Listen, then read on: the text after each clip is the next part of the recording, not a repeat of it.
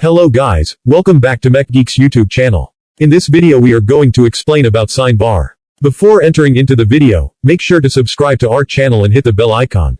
Let's start our video. Sine Bar. A sine bar with slip gauge blocks is used for precise angular measurement, and used to measure sine bars very accurately, or to detect any work that offers a high level of accuracy, in measuring angles for milling, grinding, and inspection applications.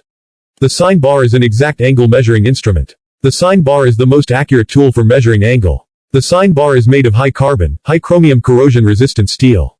A sine bar is made with this material, to avoid wear and tear of the sine bar when it is handled. There are two rollers at the end of the steel bar. The rollers are of equal diameter, and the axes of these rollers are parallels to each other. Working principle of sine bar. The principle of operations of the sine bar is based on the law of trigonometry. If one roller of the sine bar is placed on the surface plate and the other roller is placed at the height of the slip gauge, the structure formed by the sine bar, surface plate, and slip gauge forms a triangle. Suppose the height of the slip gauge is h, and the length of the sine bar is L, then the sine ratio will be h divided by the angle L theta. Now the angle theta can be calculated as the sin inverse of h divided by the angle L theta. Limitations of sine bar. Any unknown estimate present in the component will cause errors to measure the induced angle.